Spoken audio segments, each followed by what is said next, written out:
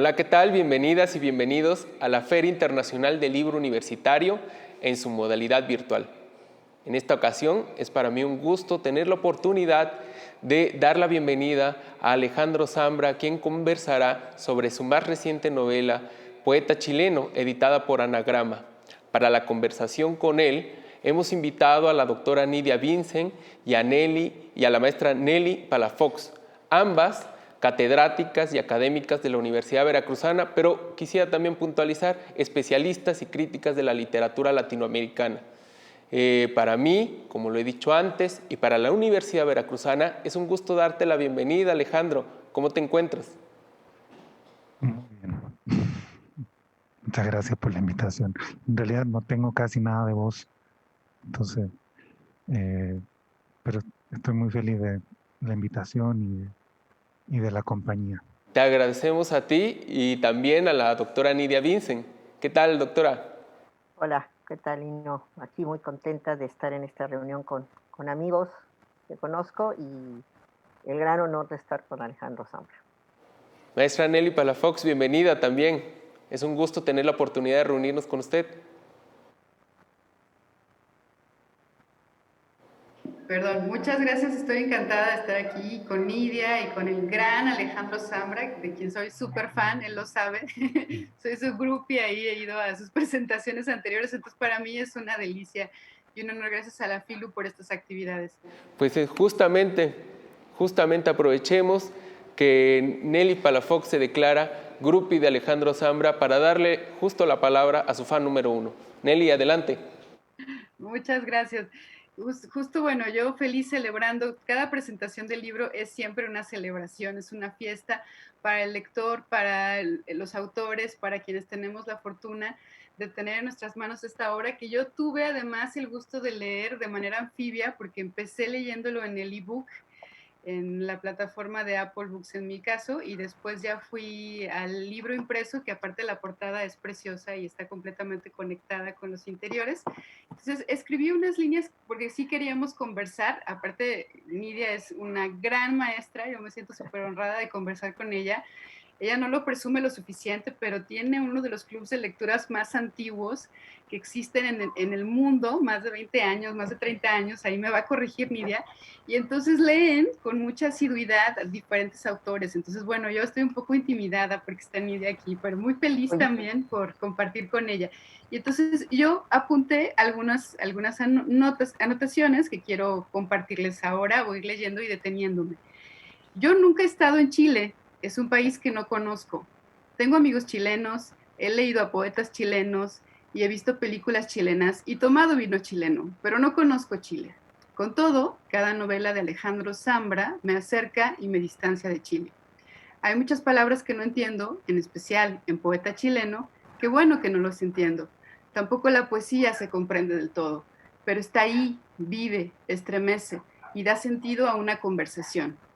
Como dice Alejandra Costamagna en su magnífica reseña a la novela de Poeta Chileno, los personajes de esta novela comen ayuyas con palta, tienen caleta de frío, son caídos del catre, pololean, se dan calugazos, se ponen el gorro, tienen guaguas, son fomes, son sacos de huevas, son terribles de jotes, son amermelados, son gilculiaos, son chuchetas, no le achuntan, dan la lata, etcétera, y dan una riqueza abierta, amplia, que nos hace sentir cerca de una conversación, de una tribu, de una comunidad de la que queremos formar parte. La mirada de los personajes de Alejandro Zambra es enternecedora. Los miramos mirar a los demás, comprendemos esas intrincadas, entrañables relaciones entre un padrastro y un hijastro, entre una mujer que se ama y se olvida, entre un viaje de Nueva York y una vuelta.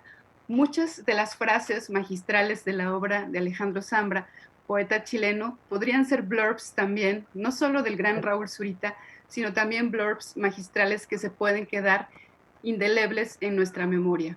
Uno de ellos que me gustaría recordar es: el padre se deja ganar, porque para ser un buen padre hay que dejarse ganar. Ser padre consiste en dejarse ganar hasta el día en que la derrota sea verdadera. Dice ahí Alejandro Zambra, bueno, el escritor que escribe, es el narrador en tercera persona que nos va acompañando de estas historias, y nos revela una relación magnífica, entrañable, entre un padrastro y un hijastro que se vuelve en lo que al principio dijeron que eran, o al principio Gonzalo cuando lo dijo en el súper, son amigos, amigos que leen poesía y que se encuentran en ello. Es una carta preciosa de amor a la poesía, esta novela, que además se nos va desvelando poco a poco en el humor. Es una de las características que yo siempre he agradecido en las novelas de Alejandro, porque no sé si involuntariamente o voluntariamente, muy bien premeditadamente, hay siempre un momento o muchos momentos en los que suelto la carcajada mientras leo la obra de Alejandro Zambra, y quien está cerca mío me suelen decir, ya estás leyendo algo de Alejandro, ¿no? Ahora, porque hay momentos de mucha ternura, pero también de mucha risa, ¿no? Y ese es el lugar de una conversación íntima, cercana, de la que somos partícipes, ¿no? Y bueno, en esta novela que además tiene un momento muy particular con Vicente, que es el hijo, Gonzalo es el padrastro, Carla es la mujer en un momento dado de Gonzalo, y después las vueltas que da la vida, ¿no? Y se recupera esa relación tan entrañable entre Gonzalo y Vicente, que es la que va hacia el final de la historia. Bueno, yo quería recuperar ese lugar de la poesía que está presente en toda la novela, con una frase que tú citas después, Alejandro, en una entrevista que te hacen para este país, ¿no? Hablas ahí de tu abuela y lo recuerdas. Dices que tu abuela no era una presencia ilustrada, pero sí escribía poemas, cuentos y cantaba todo el día, a cada rato. Cualquier excusa era buena para largarse a cantar. Nos decía, hay que escribir un diario de vida, hay que escribir poesía. Mi abuela era una persona muy intensa.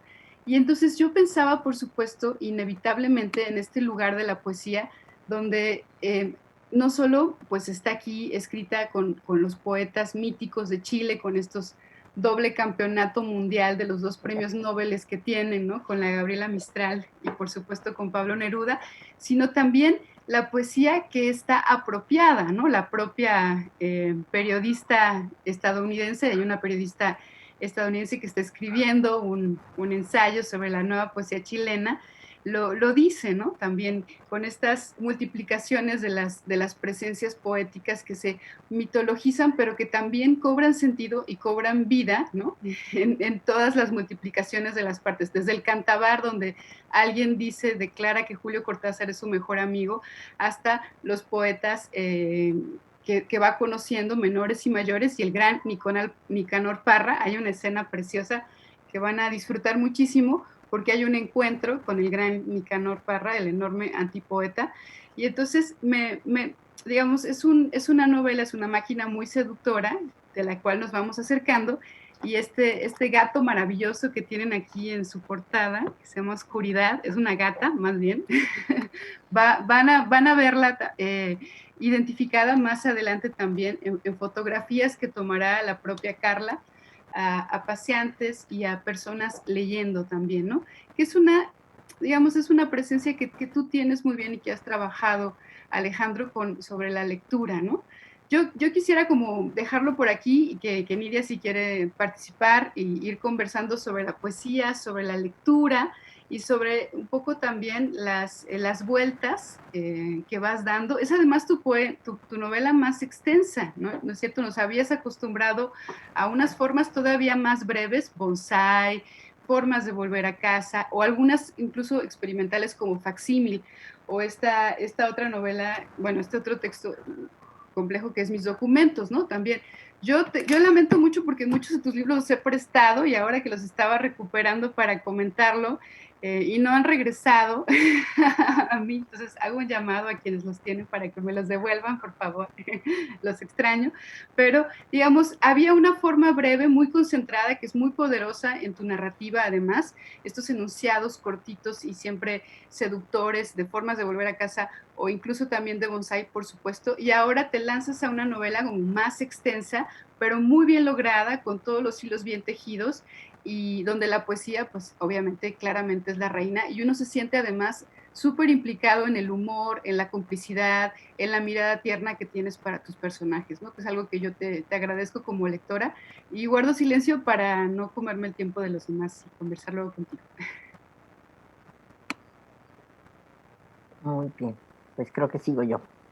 Pues voy a tocar muchas de las mismas cosas que dijo Nelly. Así es, así pasa en las presentaciones. Yo sí escribí con un poquito más ordenado porque a veces nos sale improvisar. Empiezo. Domingo 27 de marzo de 1221. Un año un año más una semana de confinamiento. 372 días de aislamiento. Tienes contigo la quinta novela de Alejandro Zambra, el escritor chileno radicado en México, autor de Bonsai, un volumen delgadito, otras 3 novelas y mis documentos, del que has leído su primer inclasificable y sugestivo texto de notas, de retazos, de recuerdos, y el cuento Camilo, que te capturó por la transparencia de la prosa, la voz narrativa, su historia de amistad y desencuentros y el contexto chileno. ¿Qué esperas de estos rutinarios días de casa y computadora, de esta extensa novela, poco más de 400 páginas? ¿Que te atrape? ¿Que te transporte? ¿Que sus personajes sean memorables? ¿Que te asombre? Sí, eso, que te asombre. ¿Que te confirme que es mejor leer que ver otra serie? Así que empiezas. El título no te dice nada, poeta chileno. Pero el apuesto gato negro y ojiverde de la portada te agrada. No has leído reseñas ni comentario alguno. Prefieres así. No tienes expectativas. Has sabido por ahí, eso sí, que Zambra es un maestro de la brevedad, pero este grueso ejemplar lo contradice. Antes que nada ves el índice. Consta de 4 capítulos, los 2 centrales muy largos. Inicias la lectura, es un relato de iniciación. De 2 adolescentes insípidos, el chico es tímido y dice querer ser poeta. Tiene muy buen ritmo y desde el inicio conectas con el narrador en tercera persona, que va construyendo lazos de intimidad con un lenguaje terso, franco, cuidado. Sin darte cuenta, terminas el primer capítulo y vas a continuar. Te ha atrapado. Y no es el interés por el destino de los personajes. ¿Qué es? ¿El arte de Zambra de contar? Devoras el libro. Cuando lo cierras estás entusiasmada. La novela te ha asombrado. Y estás muy agradecida con Alejandro Zambra por este regalo al que intentaré ser fiel en mis siguientes comentarios. Acontecida en Santiago de Chile, la historia abarca 23 años que se resumen en 3 etapas. Primera, las relaciones amorosas entre los mencionados Carla y Gonzalo, a inicios de la década de los 90, años de la transición democrática. Segunda, el reencuentro oportuno.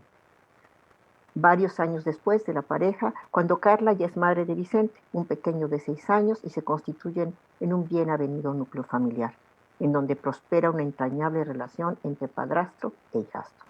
Y tercera, los últimos 2 capítulos que se desarrollan cuando la vocación del poeta del chico, ya ahora de 18 años, y el fortuito encuentro con una americana, son el medio para que la novela se adentre en la promesa del título. Un poeta chileno, pero con más precisión, la poesía y los poetas chilenos.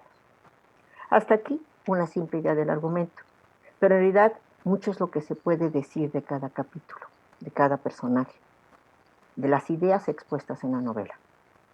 Me limitaré a enumerar 3 evidentes y posteriormente los 2 aspectos que me deslumbraron. Primeramente, el gran valor literario de lo simple. La historia que nos ofrece Zambra no es trágica ni heroica, ni extraordinaria, pero es memorable. Y el humor la salpimenta. No hay narcotráfico, ni trata de blancas, ni asesinatos, ni exotismos, ni dictadores.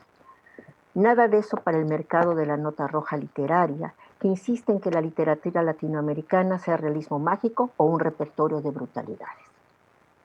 Sus personajes son de la más común clase media latinoamericana. Asistimos a su vida diaria, comidas, juegos, rutinas, aspiraciones, pequeñas desdichas, mascotas, navidades y reuniones familiares, o como amigos, riñas y frustraciones. Sin omitir los momentos decisivos de flexión, los que marcan un destino sin grandilocuencia, como puede ser una discusión nocturna, unos días durmiendo en otra habitación, explicaciones y disculpas que no se aceptan, la ruptura de lo que era una familia y parecía un destino definido. En segundo lugar, en segundo lugar de los aspectos que importan, es la indagación de lo que es hoy día el rol del varón en la familia, con la pareja y los hijos, y particularmente una comprometida reflexión sobre lo que es ser padre. Desacredita la figura tradicional del patriarca fecundador, polígamo e irresponsable, y se detiene en lo que es concebir un hijo, su crianza, crecer con ellos, qué los afecta, qué nos enseñan, con qué nos confrontan. Dentro de estos cuestionamientos sobre la paternidad destaca la forma como describe y reflexiona sobre la padrastría, desde el sentido que los diccionarios dan en varias lenguas al término, hasta la ausencia de todo derecho o reconocimiento para quien cría, ama y se identifica con un hijo ajeno como si fuera propio. Y claro está que el otro gran tema es la poesía, y de manera específica los poetas chilenos.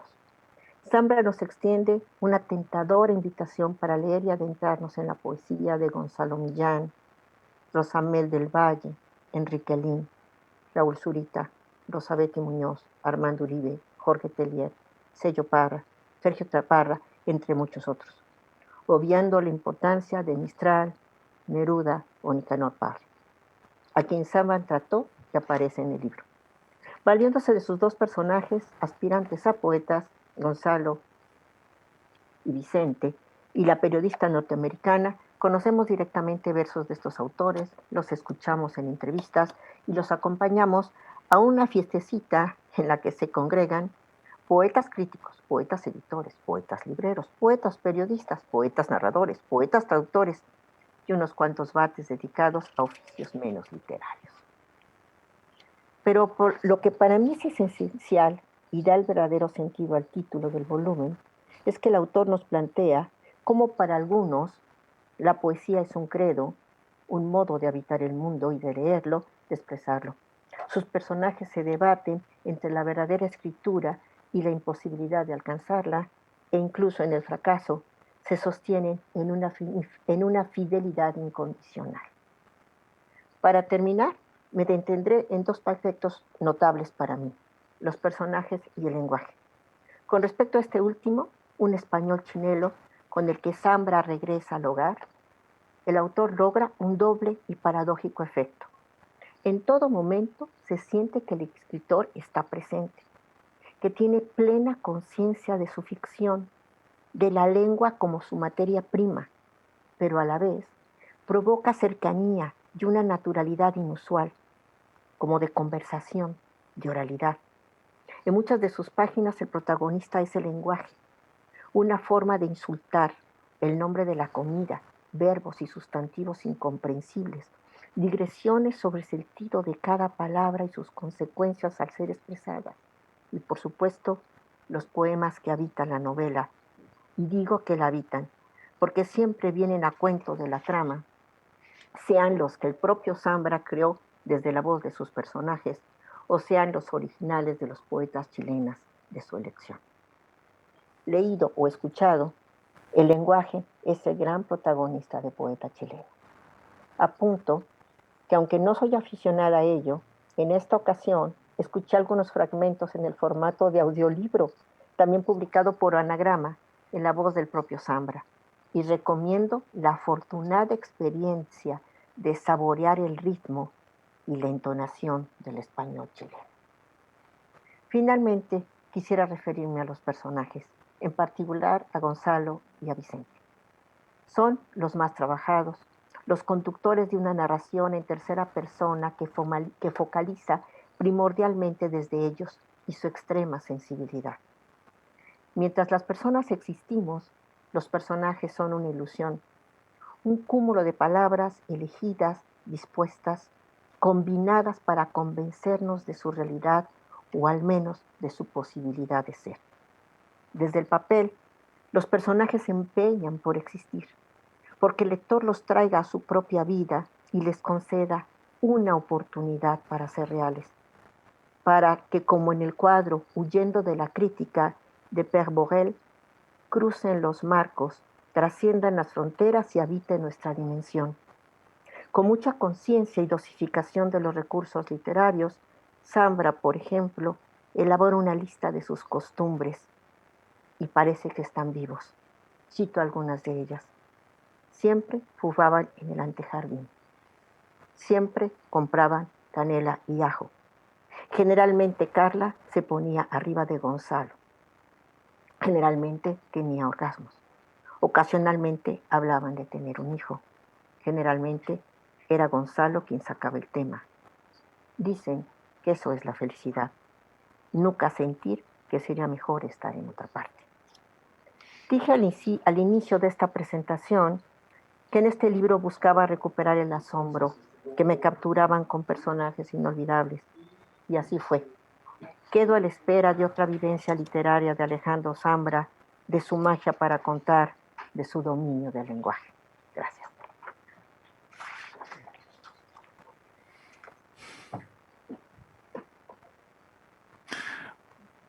Tengo que hablar yo ahora, después de escucharlas.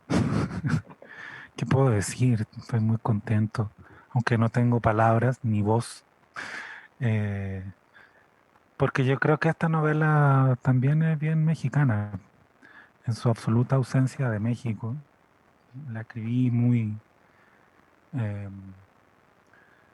tenía la idea desde antes, pero era una idea larvaria que estaba vinculada justo con esa escena que señalaba Nelly, ¿no? En el supermercado, en que alguien les pregunta a los personajes, ¿qué son ustedes? ¿No? Una pregunta medio entrometida, medio desconcertante. ¿Qué son ustedes?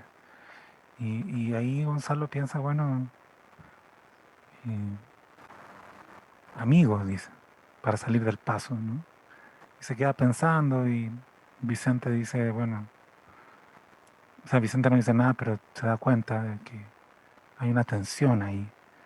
Luego Gonzalo trata de enfrentarse con la palabra padrastro, ¿no? Y ahí creo que apareció también la poesía, o sea, como el que el oficio de enfrentarse con las palabras, ¿no? De tratar de resignificarlas a un nivel microscópico, como sucede en la poesía, ¿no? Eh, poquito a poco, cambiando el sentido de una palabra en un poema, ¿no? Entonces, creo que, claro, yo tenía esa imagen y luego yo me vine a vivir a México hace 4 años y algo. eh, y tenía 2 o 3 libros abiertos, como quien dice, ¿no? Inconclusos.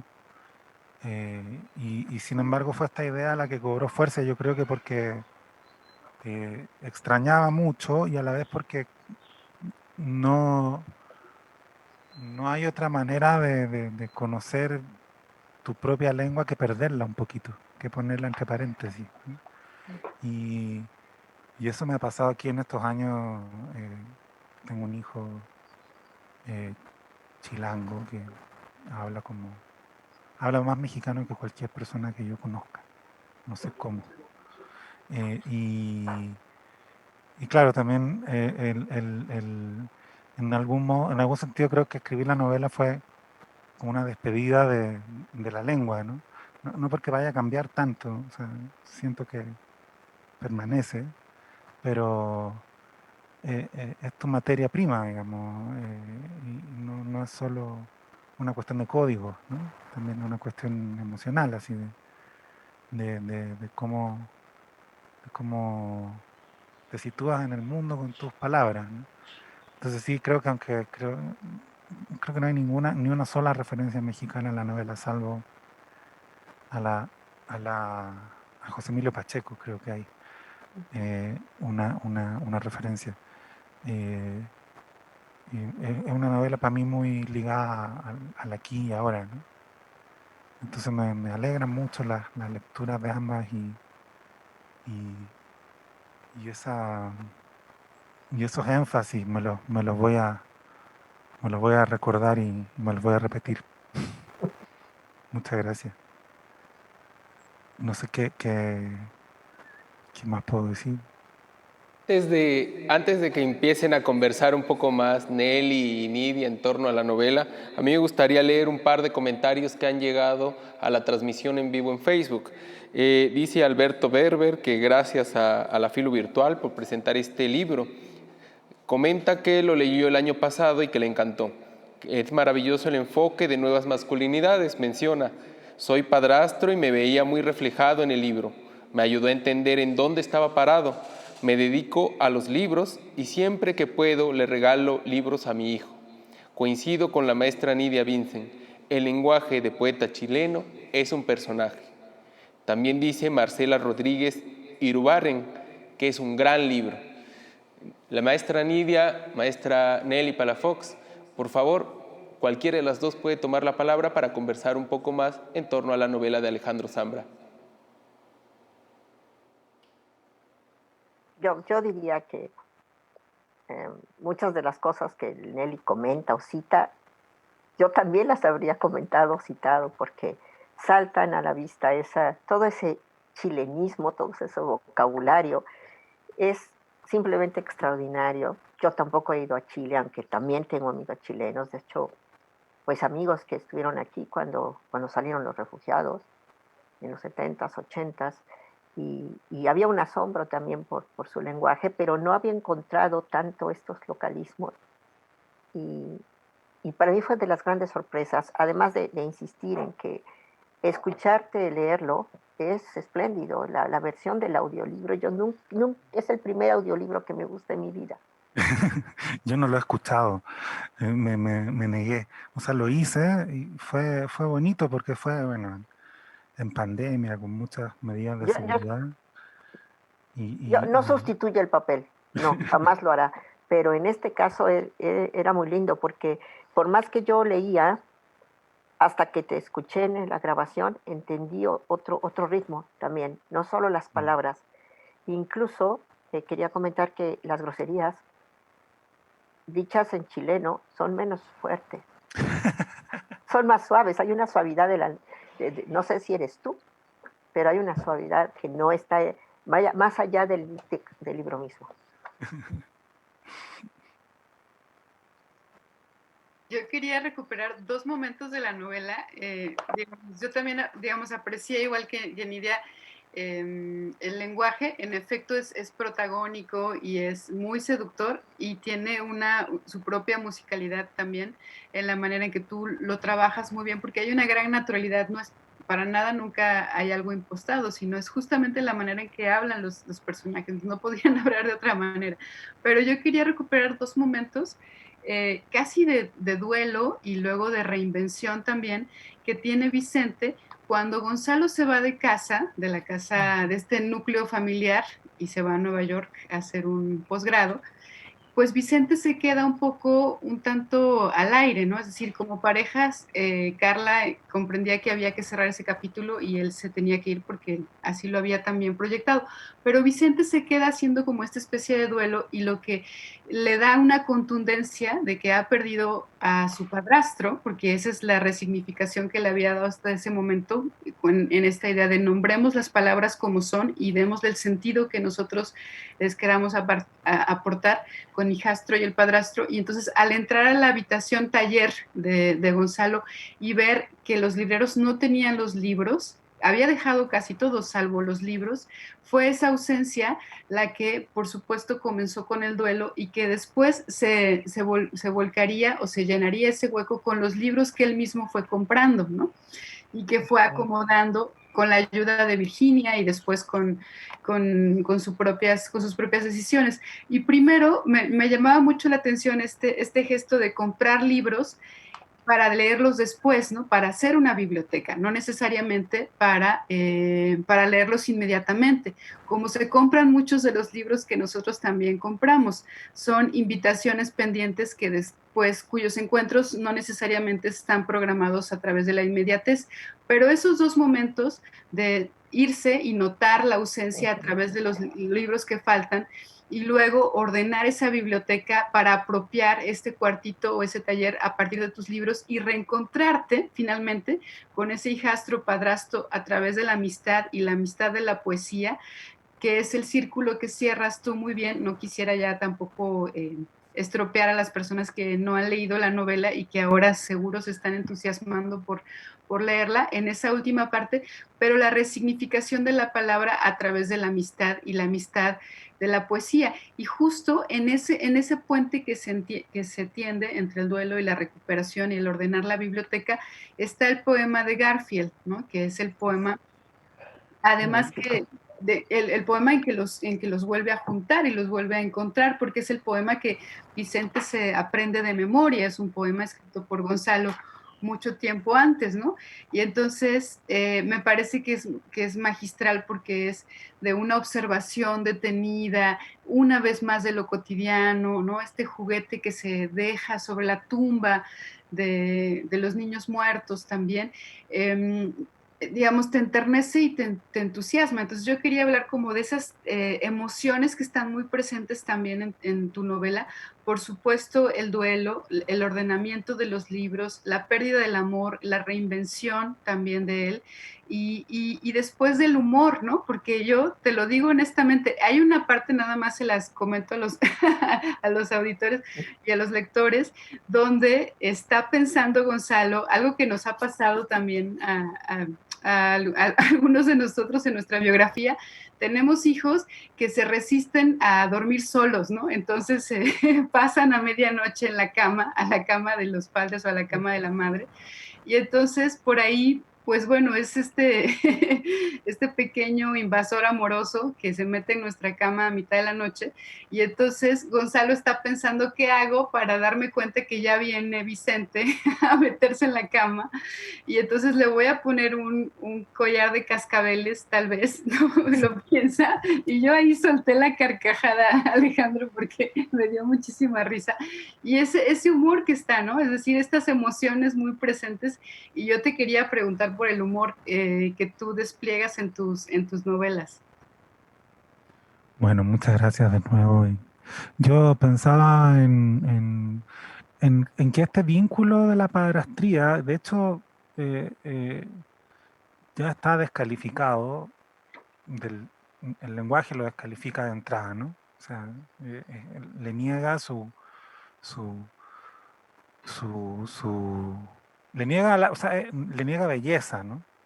Porque es un sufijo que curiosamente no se usa mucho, pero que está pegado a la palabra padrastro, y también está, por supuesto, pegado a la palabra madrastra y a la palabra em,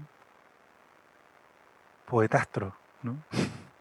Sale en el diccionario la palabra poetastro. Bueno, no son muchas las palabras que tienen este sufijo peyorativo, eh, y, y no existe la palabra familiastra que yo uso.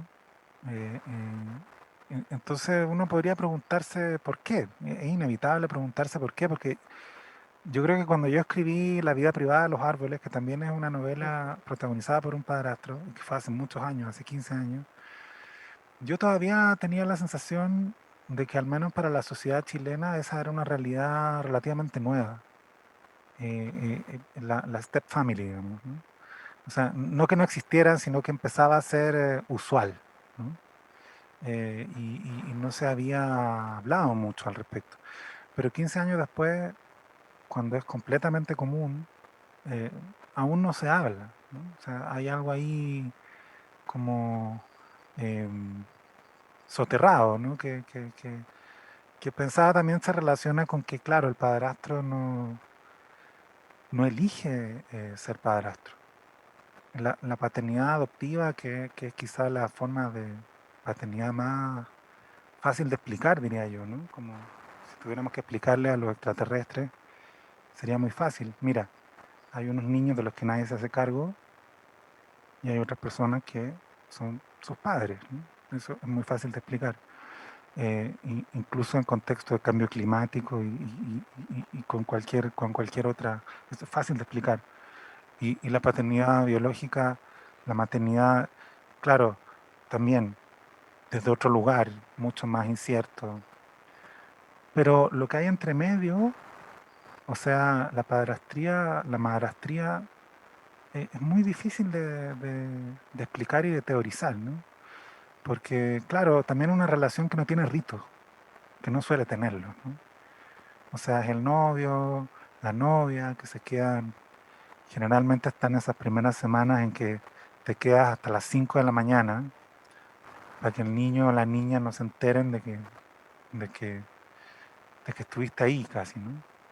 Y de pronto un día ya amaneciste ahí, ¿no? Y estabas ahí al desayuno. Y el niño dice, bueno, ¿y por qué está este imbécil acá haciéndome el desayuno? Pero están buenos estos panes que me preparó, no sé. Se empieza a generar una relación que además tiene un contrasentido o un, o no, no, tiene una especie de falencia adicional, una asimetría rara, porque se entiende que es el adulto el que está siendo generoso, ¿no? Y el que está entregando amor. Y, y llega un momento para todos los padrastros y madrastras en que descubren que están recibiendo también. Y ahí llega esa pregunta dificilísima, o sea, porque todos nos relacionamos sabiendo que el amor es difícil y que puede no durar para siempre, que las parejas se separan, todos sabemos eso, eh, pero no te relacionas con un niño para abandonarlo.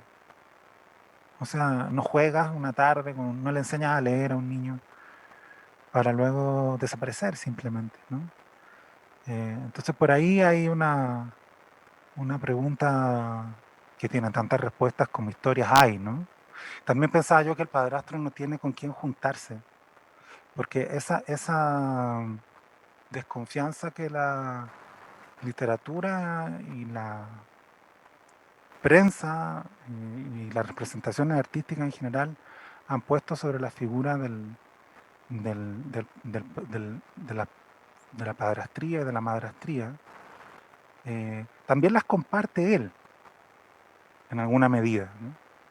O sea, un padrastro no se junta con otro padrastro, porque en cierto modo comparte los... O sea, entonces solo queda construirte como una excepción. Y eso es muy jodido, creo yo, siempre. Cuando te construyes como una... Porque eso te lleva en puras direcciones horribles. Una de ellas, el egocentrismo, ¿no? Y la otra es la pérdida de la sensación de realidad, ¿no? O sea, como, ¿por qué resulta que tú, eh, tenemos que cortar, estoy hablando mucho, ¿no? ¿No? Perdón. Eh, o sea, digo, construirse como excepción, que también el caso de Gonzalo, porque Gonzalo es primera generación de su familia que va a la universidad, entonces, claro, él en teoría se la jugó porque quiso una carrera no tradicional. También él está en ese ámbito construyéndose como una excepción, ¿no? Y creo que ese es un problema que tenemos hoy día y que estamos enfrentando de diversas formas, desde la discusión de lo masculino, desde la discusión de la distribución de los ingresos, desde la discusión, eh, todas las discusiones son discusiones de legitimidad y tienen que ver con, con el deseo de construirse como un nosotros, o sea, chiquito que sea, ¿no? O sea, una familia, un barrio. Y entonces ahí aparece esta comunidad de la poesía, que es mi comunidad en todo caso, o sea, eh, también creo que tenía muchos deseos de recuperarla o de recrearla porque cambia y porque también se vuelve familia. O sea, la novela surge muy de ahí. No sé, tú me preguntaste por el humor y yo me puse a hablar, pero es que tengo un poquito de fiebre, digo, realmente. Em, de ahí se fue... eh, y claro, el humor creo yo que siempre... eh, em, a mí me parece importantísimo el grado cero del humor, digamos. O sea, el momento en que casi no hay humor, salvo el del aliento, el de sacar la voz, porque para sacar la voz hay que tener humor, hay que salir de la parálisis, ¿no? Para narrar la experiencia más traumática hay que tener voluntad, y esa voluntad es preciosa. Entonces cuando dices lo más serio, lo más horrible, lo que te cuesta decir, lo que tardaste años en decir, dices algo que tiene un grado de valentía que está relacionado con el humor y que aparentemente se traduce en frases que no tienen humor. Entonces yo pensaría que ese cero va eh, al 10, ¿no? Y que en una novela eh, puedes ir del 3 al 7 y volverte al 2 y después al 9 y que eso está dado por un aferrarse a la memoria de lo cotidiano, no se me ocurre otra forma de decirlo, o sea, como tratar de ser fiel a los vaivenes, ¿no? Eso sí es algo que me interesa en particular, como casi siempre cuando hablamos del pasado, no hacemos sino exhibir nuestra enorme capacidad de olvido. O sea, como cuando hablamos del pasado, eh,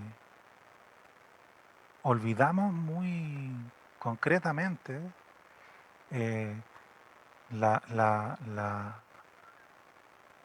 o sea, creo que se entiende, o sea, como tenías 15 años, estaba enamorado, eh, y si alguien te hubiera dicho, oye, mira, ustedes no van a seguir juntos en 30 años más, y tú vas a considerar que es absurdo haber pasado tanto tiempo con ella y ella va a pensar que es absurdo haber pasado tanto tiempo contigo.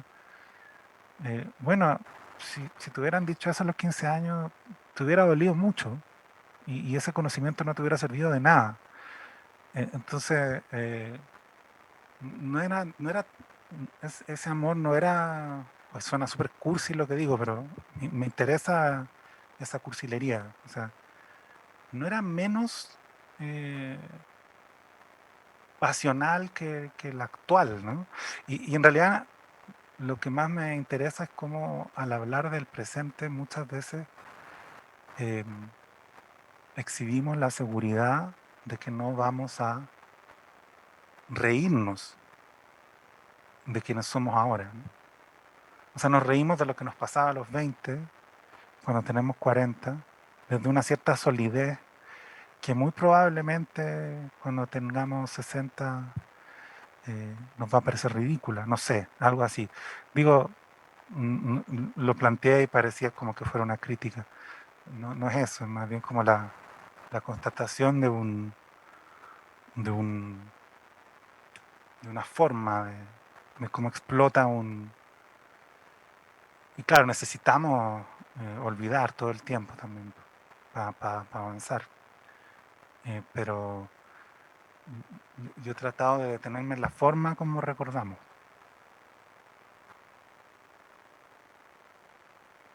Tenemos espacio para unos últimos comentarios. 5 minutos para la maestra Nidia, 5 minutos para la maestra Nelly Palafox y por supuesto 5 minutos para hacer una conclusión con Alejandro Zambra. Gracias, Lino. Yo me quiero detener en un fragmento que en un momento pensé que alrededor de esto iba a escribir, pero no quería detenerme escribiendo sobre fragmentos. Y que tiene que ver un poco también con una salida donde hay como una parte de un humor no explícito, pero que nos lleva también a nosotros a un poco a reír del protagonista.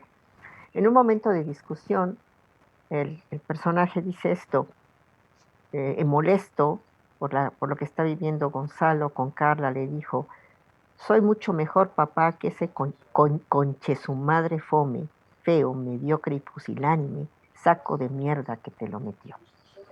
Entonces, pues creo que son aquí algo así como 14 palabras y el personaje se pone a hacer una digresión de 2 páginas completas de por qué usó cada una de las palabras. Entonces, eh, a mí me pareció sumamente interesante porque se descubre uno cuando después de una discusión analizas lo que dijiste, te ves dónde te sobrepasaste, justificas dónde tenías razón para haber dicho lo que dijiste. Y en esta frase hace un retrato de Gonzalo extraordinario y de la relación y del padre del niño y de todo lo que está en juego cuando se dice esto.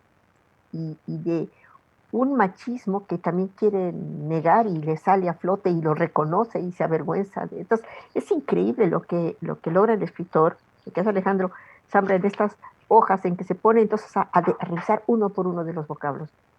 Y es cuando yo decía, aquí es donde pones en evidencia que esa escritura, que atrás hay un escritor pensando todo el tiempo en el lenguaje, y sin embargo lo dejas ir y nos creemos que es un personaje que se llama Gonzalo, que se puso a detenerse en cada palabra porque es poeta. Entonces, dices, pobre hombre, y además qué inseguro, y en fin. Pero me preguntaba si cuando escribes también se te detonan momentos así donde tienes que ver cada una de las palabras. Esa sería mi pregunta que podías decir ahorita o al final o no responder, no importa. Yo quería comentar porque me parece una joyita dentro del libro que está lleno, es un libro de joyas, de pequeños tesoros en todas las páginas. Muchas gracias.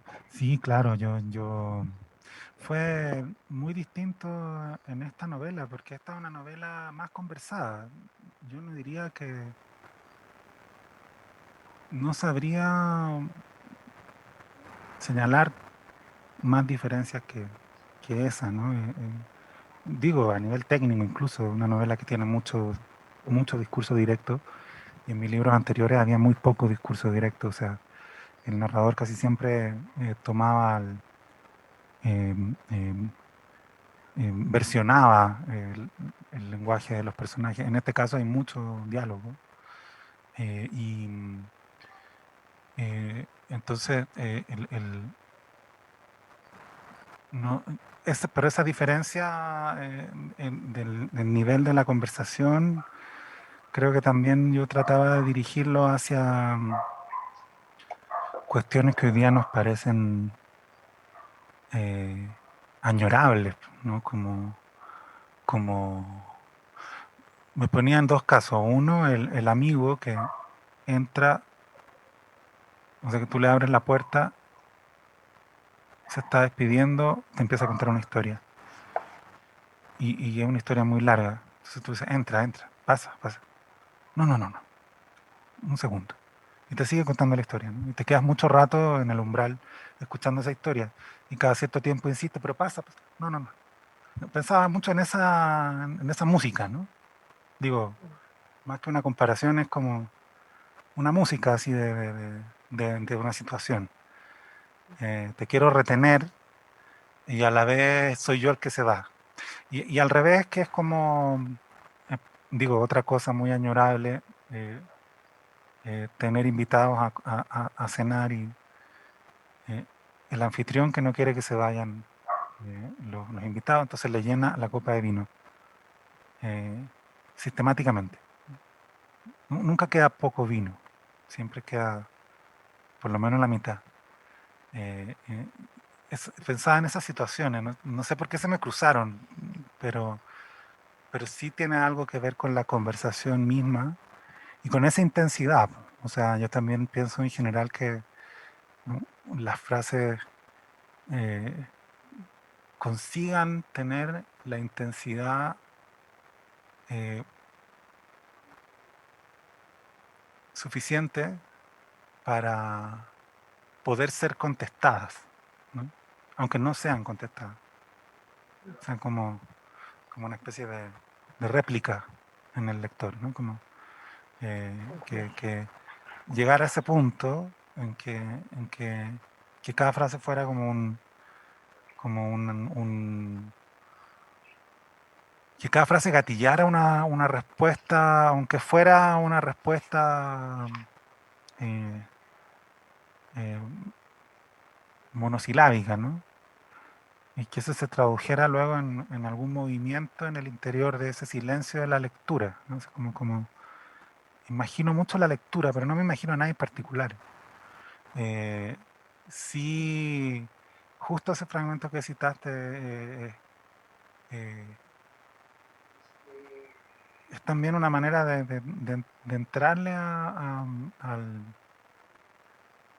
lo que sucede en una situación como esa, ¿no? Y a a cómo se analiza, ¿no? Con el paso de los días, pero sin que pasen los días, ¿no? O sea, para eso me servía la omnisciencia, ¿no? Como porque el narrador se parece un poquitito al de Bonsai, porque es un narrador que se ríe un poco de los personajes, que hasta puede ser cruel a veces, y eso es lo que le permite luego acercarse mucho a ellos, o tratar de, eso es lo que yo traté de hacer. Y sí, mientras pasa el tiempo, em, mientras escribes, claro, los personajes sí se vuelven entidades más independientes de ti. Entonces, está ese misterio también. Espacio para una pregunta, un comentario adicional, Nelly. Justo, bueno, ahora que estaba escuchando a Alejandro y a Nidia con este fragmento que en efecto es magistral, pensaba también justo en los personajes, es decir, recuerdo una escena en la que León, el padre biológico de Vicente, vuelve a la casa de Carla después de muchos años de no haber puesto un pie y va a cagar, ¿no? Porque no puede aguantar más y eso es como muy, es un poco chusco lo que ocurre, ¿no? Y finalmente también cuando la ve, cuando observa a Carla después de mucho tiempo de no haberse visto, me gusta mucho el tratamiento que le das al personaje de Carla porque lo que él dice es, parece que el tiempo, como si fuera un libro, la reescribió, ¿no? Y la corrigió. Tiene 15 kilos de más, pero se ve radiante, ¿no? Se ve muy bien. Parece que le hacían falta de alguna manera. Y es esta mirada de León, de un hombre que fue un poco casi accidental en la vida de Carla y que se volvió en el padre biológico de Vicente y con quien, bueno, ¿no? Parece que siempre estaba yéndole mejor en la vida, aunque no acababa de irle demasiado bien al parecer tampoco, pero se vuelven a encontrar. Entonces, a mí me gusta mucho esa manera en que recuperas el personaje y le das como mucha vida, yo lo aprecio, y también al propio Vicente, que es además quizás es con quien con más pausadamente te detuviste a lo largo de toda la novela, desde que tiene 6 años y está comiéndose a escondidas la comida del gato, de la gata, la oscuridad en la escalera, ¿no? Hasta que ya es también un amoroso lector de poesía y un estudiante muy atento de Gonzalo, con la vuelta de los años, ¿no? Y todas sus vicisitudes ahí por querer conquistar a las mujeres y reencontrarse con su madre, que finalmente a mí es un vínculo que me gustó mucho, porque al final del día es un vínculo irrompible, y en Carla otra vez para volver con ella, y con ella termino, desde la mirada de León, que la ve corregida por el tiempo, y la mirada que también proyecta Carla sobre su propio hijo mientras se ata las agujetas y dice, bueno, ve lo que encantador es. Si él se muere ahora mismo, mañana me tiro también y me suicido porque la vida no tendría sentido sin él, ¿no? Entonces realmente también son personajes muy amorosos de los que terminas muy encariñada y quieres saber más de ellos por eso, porque has proyectado una vida y un amor muy particular, y yo te agradezco por esta obra de verdad, y a los lectores, si no la han leído, qué lujo tienen porque tienen una oportunidad maravillosa para leerla, tienen una cita con una espléndida novela, y quienes ya la leyeron, pues qué gozo conversar ahora con ellos si hay algún comentario, Lino. Muchas gracias, Nidia, muchas gracias, Alejandro, muchas felicidades por esta joya. Pues justo solo hay un comentario adicional también de Alberto Berber que dice, Alejandro decía en una entrevista que no hay un sinónimo de sororidad y me parece urgente crear la palabra, nombrar ese efecto entre hombres, entre padres, entre hijos. La verdad ha sido un gusto escucharlos a los tres, sobre todo notar el cariño que ha despertado la novela Poeta chileno de Alejandro Zambra en la maestra Nidia Vincent, en la maestra Nelly Palafox, que estoy seguro que se contagiará también al resto de sus lectores. Si ustedes, como yo, se interesaron más en la novela aún y en el trabajo de Alejandro Zambra, les pido que entren a la filu.b.mx y vayan al apartado de la RELI, de la Red de Librerías Independientes, y ahí podrán encontrar la novela Poeta chileno y muchas otras obras de Alejandro Zambra. Pero para ir más a la segura les recomiendo ir a las páginas de Océano México y claro, a la página de la editora que es Anagrama, para poder acceder no solamente a la obra impresa, a la obra digital y al audiolibro que nos ha recomendado la maestra Nidia Vincent. Alejandro Zambra, maestra Nidia Vincent, Nelly Palafox, ha sido un gusto de verdad escucharlos esta tarde en esta ocasión. Si están interesados en volver a ver esta presentación y muchas otras de la Filu, les recomiendo entrar al canal de la Filu Virtual en YouTube. Muchas gracias. Hasta luego.